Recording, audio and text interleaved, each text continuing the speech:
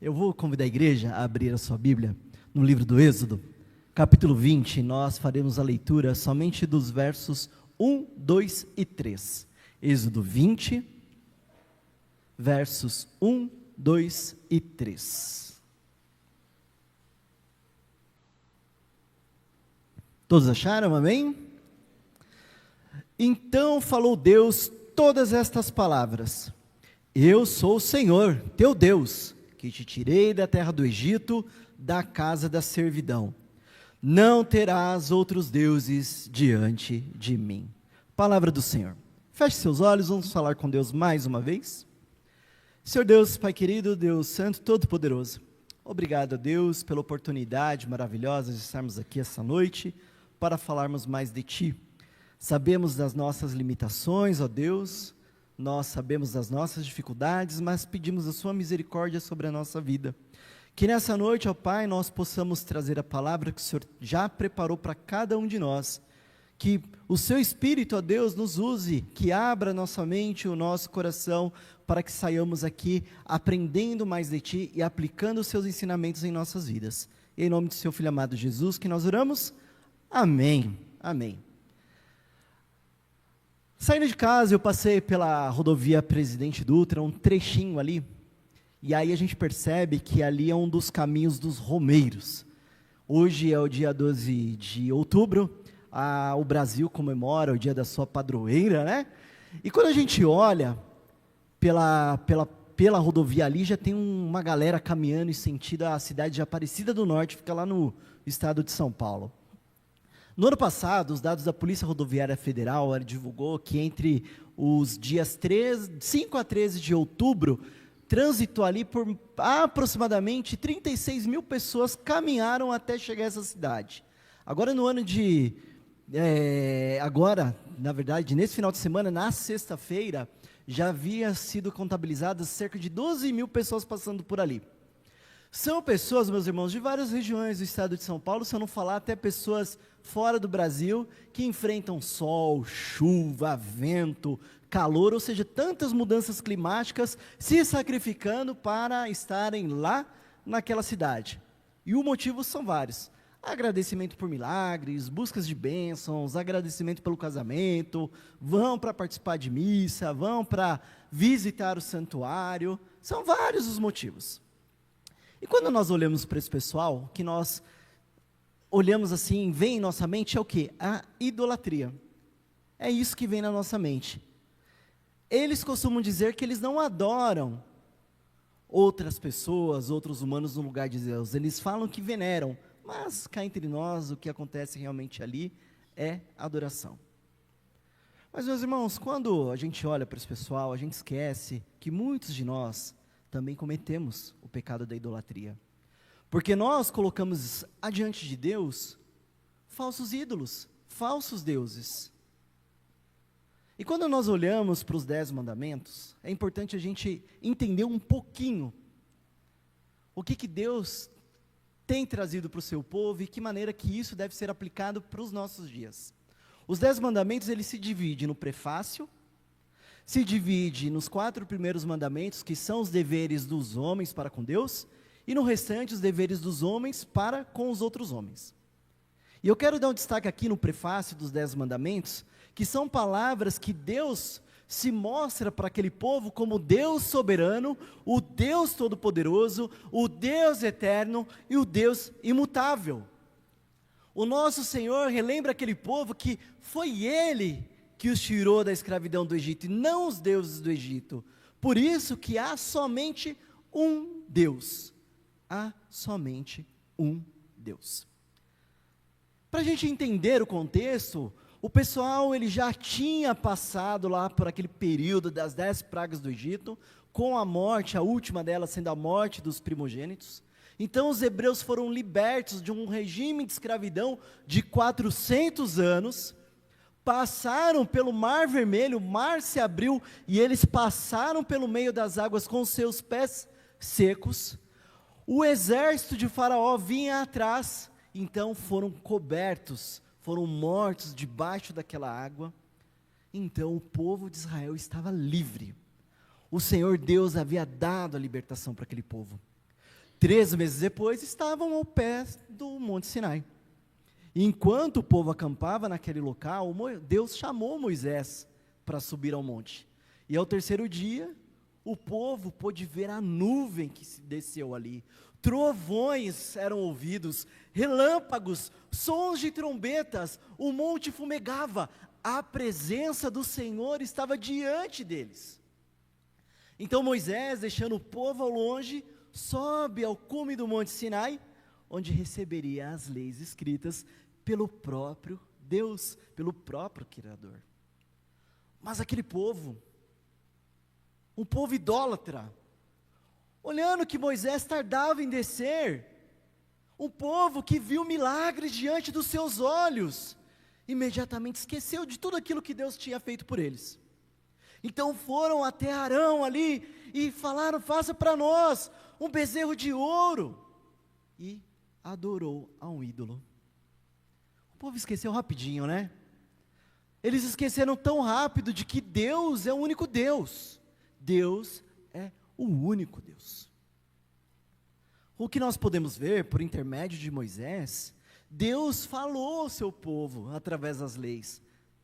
E muitos fixam apenas o primeiro mandamento e em diante: não terás outros deuses diante de mim. Mas existe a importância desse prefácio, que é: eu sou o Senhor teu Deus. É importante nós entendermos: eu sou o Senhor teu Deus, porque Ele quer adoração exclusiva para Ele. Ele é o único que deve ser adorado. Ele é o único Deus verdadeiro. Porque não foi Ra, não foi Osíris, não foi Anubis ou qualquer outro deus falso do Egito que tirou o povo do regime da escravidão. Foi o Senhor, foi o próprio Deus vivo. Mas aquele povo olhava para os seus próprios interesses, aquele povo olhava para dentro do seu coração, cercando Adão, dizendo: façam deuses, que vão adiante de nós. Arão pede então que aquelas pessoas juntem tesouros, juntem as suas joias, e então faz um bezerro fundido em ouro, para que fosse adorado no lugar do Senhor. Alguns comentaristas bíblicos dizem que não era um bezerro, que era um touro, porque no Egito havia um deus chamado Apis, que simbolizava nascimento e força. E aí eles dizem que Moisés, ao escrever o Êxodo, descreve como um bezerro para mostrar que, apesar do povo achar que é um touro, que teria força para os libertar da escravidão, para o nosso Deus não passava de um bezerro. É interessante esse ponto de vista. Mas como a minha inteligência é muito limitada, eu vou pelos melhores comentaristas, e a maioria que diz que foi um bezerro e ponto, do jeitinho que está ali no texto original, no texto escrito. Mas, meus irmãos, mesmo se fosse um bezerro, ou um touro, o que nós podemos aprender, o que nós podemos extrair desse texto, é que aquele povo tinha um coração voltado para a idolatria, era um povo idólatra, era um povo que esqueceu do Senhor na sua primeira dificuldade, achando que Deus já havia abandonado eles. E olha só, eu quero trazer uma aplicação aqui para vocês nesse ponto. Quando nós falamos de idolatria, não é só os católicos que praticam, porque a idolatria é a substituição do Criador pela criatura. É o que implica o quê? Que qualquer coisa pode ser um ídolo em potencial, qualquer coisa. Uma pessoa, um objeto, uma ideia, uma relação, um evento, um grupo social, qualquer coisa que possa substituir Deus. A idolatria é a substituição do Deus verdadeiro por um falso Deus. Percebem? Que nós estamos propensos a cometer o pecado da idolatria. E não só nós, quando nós olhamos para a história bíblica, a idolatria vem desde o Éden, vem desde o início da história da humanidade. Por quê? Porque o homem colocou a vontade dele adiante de Deus. O homem quis ser como seu Criador. O Senhor Deus havia dito para ele: não coma do fruto da árvore do conhecimento do bem e do mal. E o que ele vai e faz? Tentado por ser como seu Criador, ele vai lá e faz o contrário. A sua idolatria, que começa do coração e é exteriorizada, traz para ele a morte. E não somente para ele, mas para todos nós. Afinal de contas, Adão era o representante da humanidade. Ele representava todos nós. E uma vez que ele caiu, todos nós caímos também, porque todos pecaram e carecem da glória de Deus. Aí você vai me questionar, mas Fábio, eu fui salvo, agora eu sou uma nova criatura, eu tenho garantida a minha salvação. Sim, é verdade. Quando o Senhor nos chama, quando o Senhor nos convoca, o Senhor não abre mais mão de nós, mas ainda assim, nós somos pecadores, ainda assim, nós pecamos, ainda assim, o pecado da idolatria está dentro de nós, porque muitas vezes, nós colocamos deuses no lugar de Deus. É o seu dinheiro, é o seu patrimônio, são pessoas que você ama, são animais que você ama, são coisas pessoais, é a sua própria vontade de ser agradado. Tudo isso é idolatria. Esse pecado pode ser cometido pelo salvo, sim. Quando Paulo escreve a sua carta aos nossos irmãos lá em Coríntios, ele está trazendo orientações para uma igreja que foi escolhida por Deus, e que sofria pelo pecado da idolatria. Era evidente, as pessoas estavam tendo dificuldades de abandonar as suas práticas idólatras. Quero deixar mais claro, vamos trazer mais para o nosso contexto dos dias de hoje. O domingo é o nosso Shabá, o dia do Senhor. O quarto mandamento é uma ordem de Deus, para que nós dediquemos um dia da semana para santificá-lo. É claro que todos os nossos dias têm que ser dias dedicados para santificar a Deus, mas Ele está exigindo do povo um dia. A igreja cristã, ela começa a guardar o domingo, por quê? Foi o dia que o Senhor Jesus Cristo ressuscitou. E a história bíblica nos mostra que os nossos irmãos passam a se reunir no domingo. Ou seja, um dia, meus irmãos. Aquele dia que deveria ser guardado para santificar ao Senhor, aquele dia que deveria ser guardado para eu estar na casa do Senhor, eu invento uma série de coisas para fazer. Deus fica em segundo plano. Um dia que nós deveríamos usar para momentos de culto a Deus, vindo à igreja, né? Um dia que nós poderíamos usar para visitarmos os nossos irmãos, para cuidarmos dos enfermos, das viúvas, dos pobres. Eu invento uma série de atividades que eu poderia fazer durante os outros dias da semana. Ou nos 6 dias da semana, eu me esforço tanto no meu trabalho, nos meus estudos, que eu estou tão exausto, estou tão cansado, que vai dando a hora do culto, chegou a hora, vira um sacrifício para você. Ou, não, então hoje eu não vou não, que eu preciso dormir um pouquinho mais cedo, que amanhã eu acordo cedo para o meu trabalho. É uma idolatria, você está substituindo Deus por outra coisa. Esse, meus irmãos, é só um pequeno exemplo de muitos outros que eu poderia dar para vocês essa noite, de coisas que nós colocamos no lugar de Deus. Afinal de contas, então eu não preciso me curvar para uma estátua, eu não preciso fazer todas aquelas coisas que os pagãos fazem, mas quando eu coloco algo diante de Deus, eu estou praticando esse pecado. Nós devemos entender que Deus é o único e verdadeiro Deus. Deus é o único e verdadeiro Deus, e nós devemos cumprir a sua vontade. Cumpra a vontade de Deus, cumpra a vontade de Deus. O que eu quero mostrar para vocês aqui essa noite, é que Deus, Ele estabelece para nós os seus mandamentos, apresentando diante de nós a sua vontade moral, resumida nesses mandamentos, as quais nós, como povo dele, devemos reagir com temor e admiração. Temor e admiração, porque é um Deus que nos libertou o seu povo da escravidão e que nos liberta dos nossos pecados.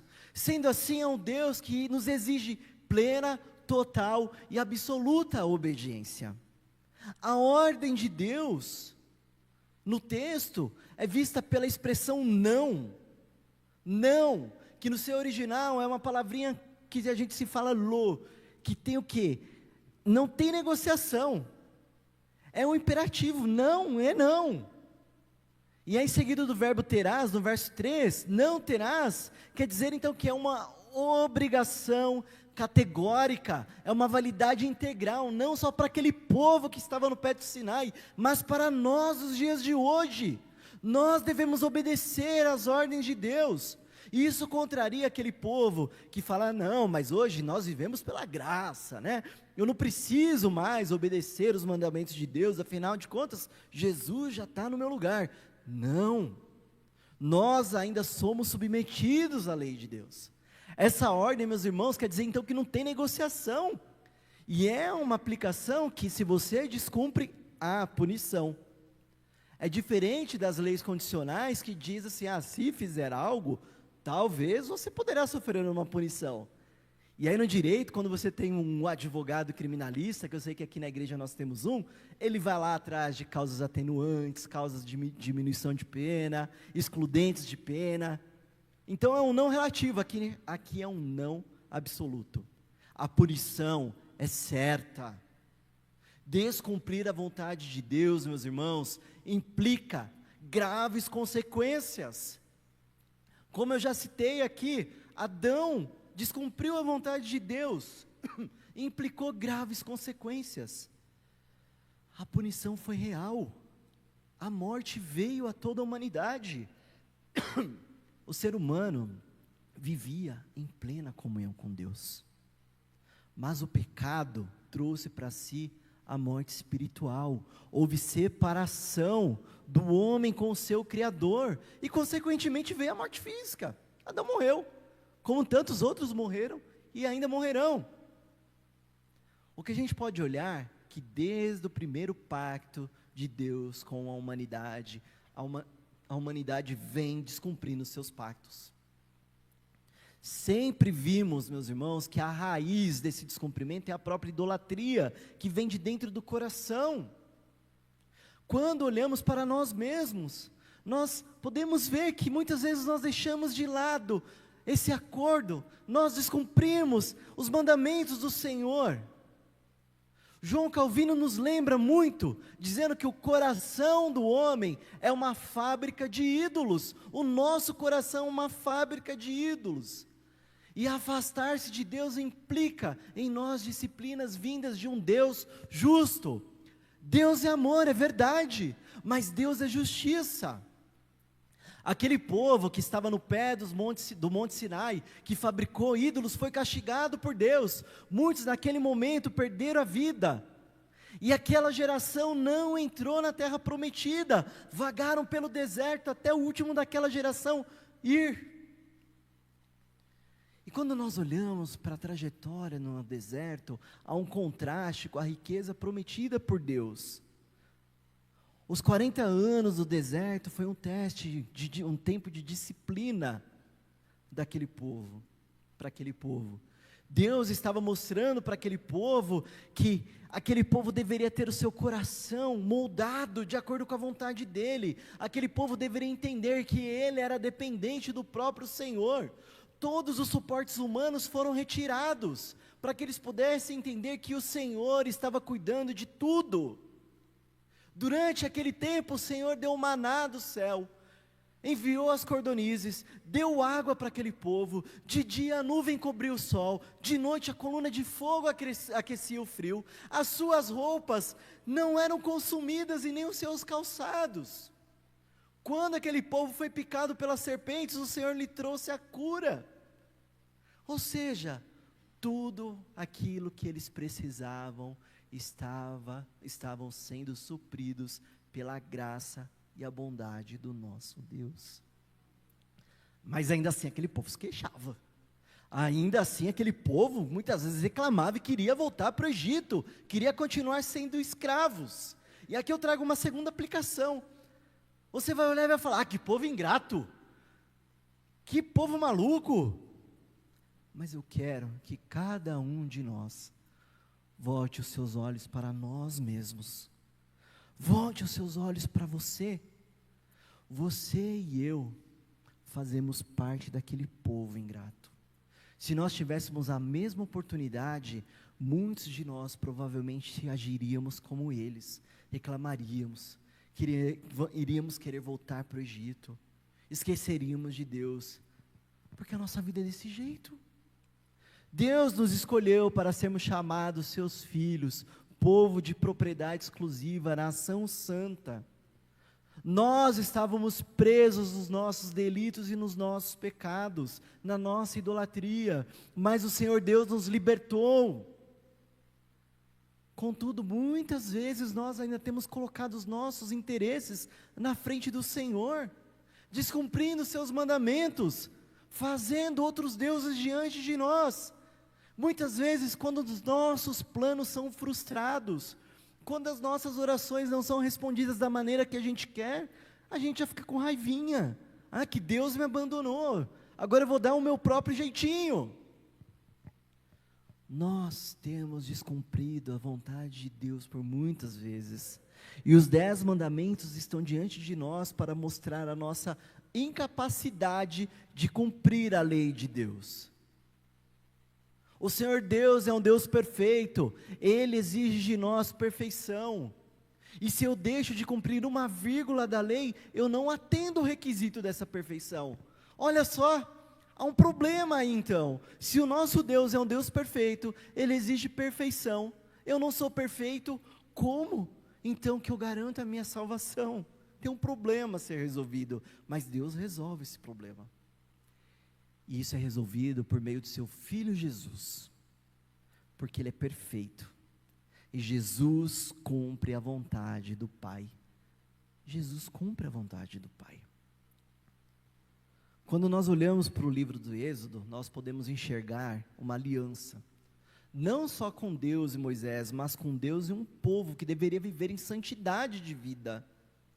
E o propósito de uma aliança é estabelecer condições dentro de um relacionamento para que ambos cumpram as suas condições. Nessa aliança, há limite desses relacionamentos, quando honrados, levam à continuidade dessa relação, e aqueles que obedecem serão abençoados. E quando uma aliança é feita com Deus, obviamente uma das partes é mais poderosa do que a outra. E esse ser superior, o nosso Senhor e Criador, Ele impõe termos e outras obrigações que nós, como criaturas, temos que obedecer, sem questionar. Um comentarista do Antigo Testamento, chamado Victor Hamilton, explica que a lei de Deus é como margens de um rio, que segura as águas. Se aquelas margens elas são retiradas, a água esparrama e vira um pântano. Ou seja, se nós vivemos uma vida em plena obediência à lei de Deus, nós somos como esse rio que flui. Somos abençoados por Deus. Mas se nós desobedecemos, a nossa vida se romperá nessas barreiras e virará um verdadeiro lamaçal de lama. Mas essa lama é o nosso pecado. E o Senhor pune o pecado. O Senhor Deus não tolera o pecado. Isso não é injustiça de Deus, meus irmãos, pelo contrário, Deus é justo. Deus é justo e santo, Ele precisa punir o pecado. Quem somos nós para discutir as condições dadas por Deus na aliança? Um vaso não questiona o seu oleiro, uma criatura não questiona o seu Criador. Nós não temos capacidade para cumprir a nossa parte na aliança com Deus. Como nós não temos capacidade para cumprir a nossa parte na aliança com Deus, o Senhor vem na pessoa de Jesus Cristo e assume a nossa parte nessa aliança, porque Ele, o homem Deus perfeito, cumpriu toda a lei de Deus, assumiu a nossa culpa, carregou sobre si a culpa dos nossos pecados, a ira de Deus que deveria recair sobre mim e sobre cada um de vocês, recaiu sobre o seu Filho. Através dele, meus irmãos, nós somos justificados, através de Cristo nós somos abençoados, através de Cristo nós temos a vida eterna e viveremos para Ele, com Ele e para Ele no seu reino. Jesus Cristo assume o cumprimento da lei em nosso lugar. Ele não veio para revogar a lei, ele veio para cumprir. Quando Cristo vem, a régua da lei sobe. Como exemplo, quando ele fala no Sermão do Monte acerca do adultério, até então os fariseus estavam achando que adulterar era só a prática do ato em si, mas não, Cristo fala, se você pensar de maneira libidinosa, você já adulterou.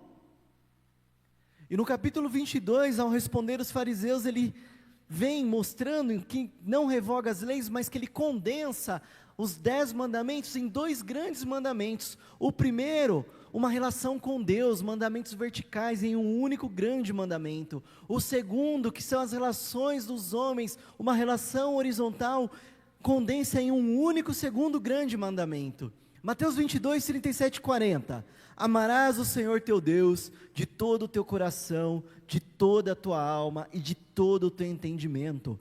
Este é o grande primeiro mandamento. O segundo, semelhante a este, é: amarás o teu próximo como a ti mesmo. Destes 2 mandamentos depende toda a lei e os profetas. O Senhor Jesus classifica então em 2 grandes categorias, uma se referindo ao amor a Deus e a outra se referindo ao amor ao próximo. E aquele que ama a Deus de todo o teu coração, de toda a sua alma, de todo o seu entendimento, não tem espaço para amar a deuses falsos. E se o fizer, estarão profanando o nome do Senhor. E se nós também amamos a esse Deus de maneira incondicional, como reflexo desse grande amor por Ele, nós também estaremos amando ao nosso próximo. E quando eu amo ao meu próximo, não há desrespeito, não há exclusão, não há violência, não há roubo, não há falso testemunho, não há cobiça. Adorar a Deus é o que nós precisamos, meus irmãos. E quando nós olhamos para Cristo, também não estamos praticando a idolatria, afinal de contas, Cristo é Deus. O evangelista João, no capítulo 1, versos 1 a 13, ele nos esclarece acerca disso. No princípio era o Verbo, e o Verbo estava com Deus, e o Verbo era Deus. Ele estava no princípio com Deus, e todas as coisas foram feitas por intermédio dele, e sem ele nada do que foi feito se fez. Quem é esse Verbo? Verso 14 responde: e o Verbo se fez carne e habitou entre nós, cheio de graça e de verdade, e vimos a sua glória, como a glória do unigênito do Pai. Jesus Cristo é Deus. Cristo, ao usar a expressão eu sou o pão da vida, eu sou a luz do mundo, eu sou o caminho, a verdade e a vida, eu sou a videira verdadeira, eu sou a porta, eu sou o bom pastor, eu sou a ressurreição e a vida. Ele está dizendo publicamente que Ele é Deus. Porque essa expressão, eu sou, no Antigo Testamento, era usada somente para Yahvé, e nenhum judeu tinha coragem de falar assumir essa expressão para ele próprio, a não ser o próprio Deus. Cristo, quando responde ao seu discípulo Filipe, quando ele pergunta, quando ele pede, para que Deus mostrasse o Pai, Jesus responde: há tanto tempo estou convosco, e não tens me conhecido.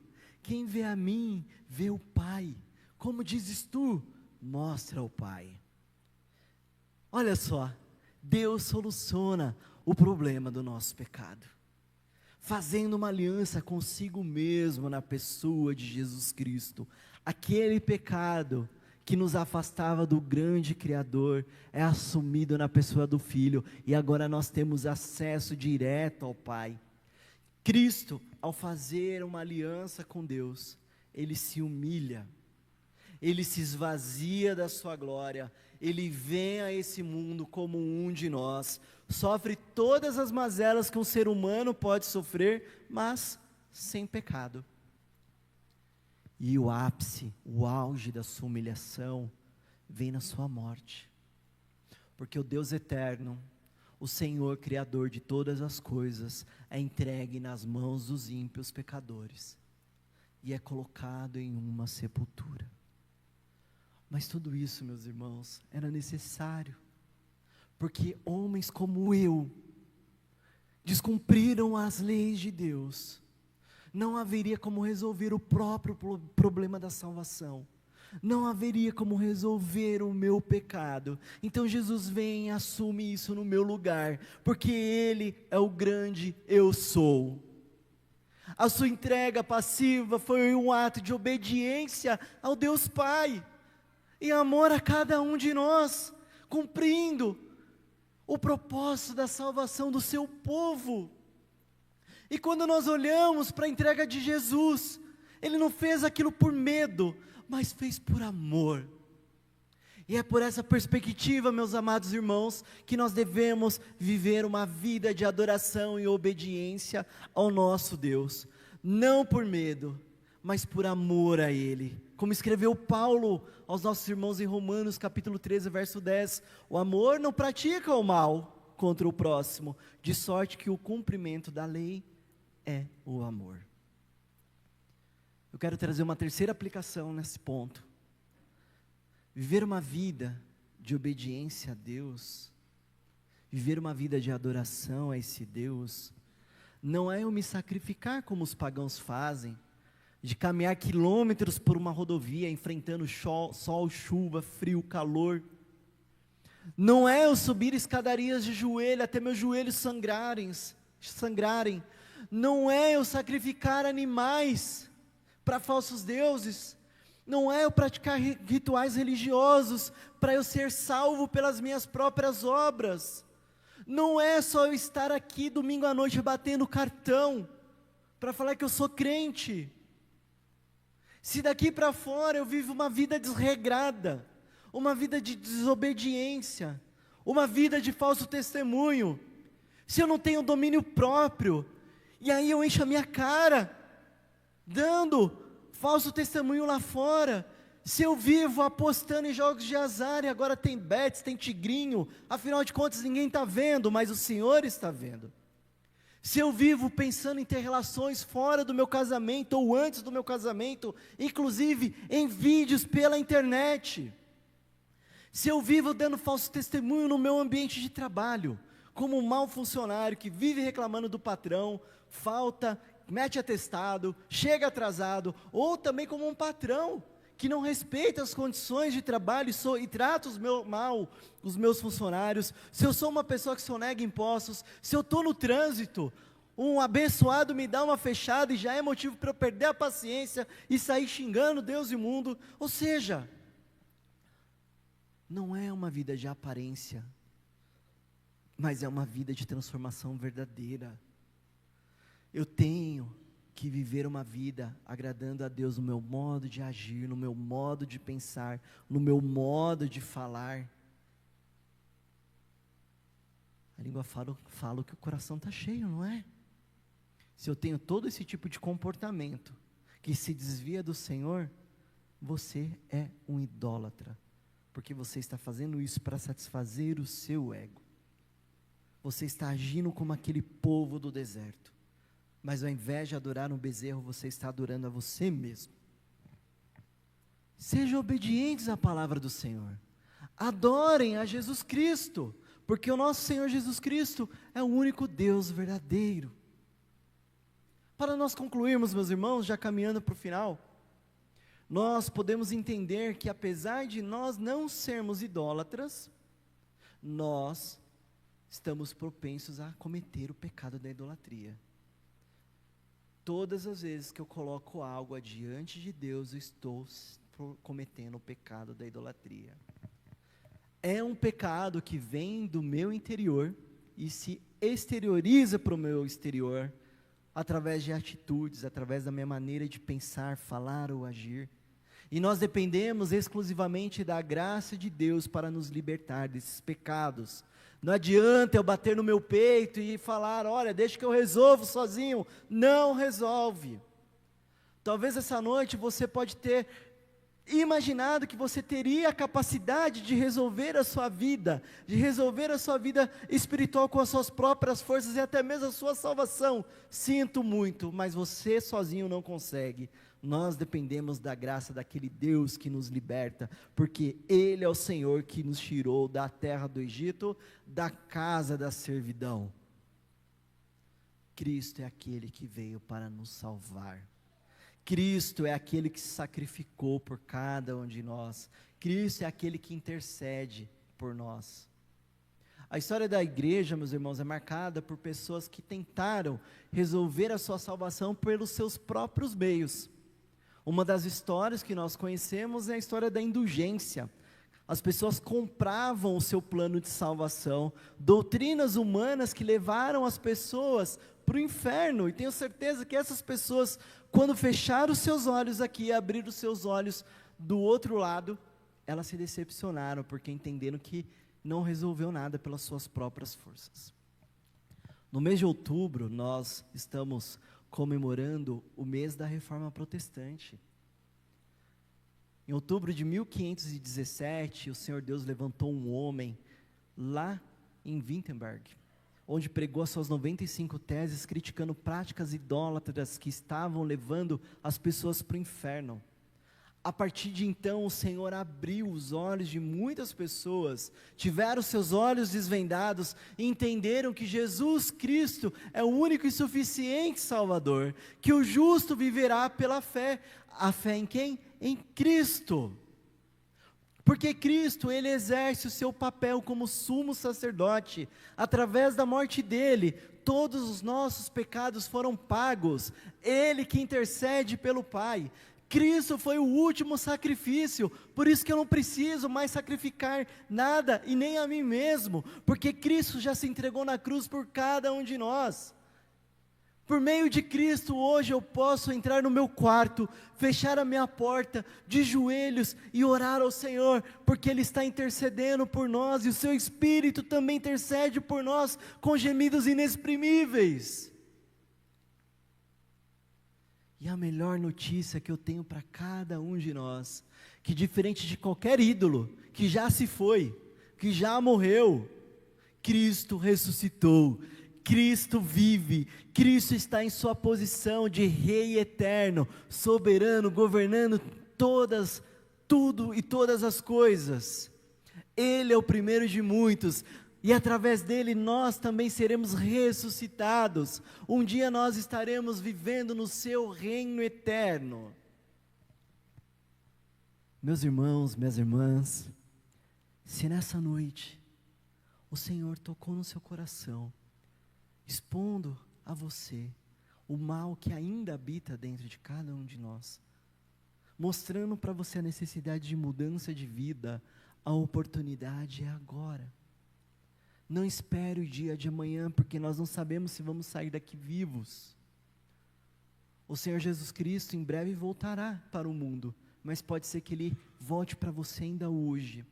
Entenda que o Senhor é o seu único e suficiente Salvador. Entenda que Ele é um Rei que se humilhou por cada um de nós, para atender à vontade do nosso Pai. Entendam que Ele é o nosso Senhor. Feche seus olhos nesse momento, vamos falar com Deus.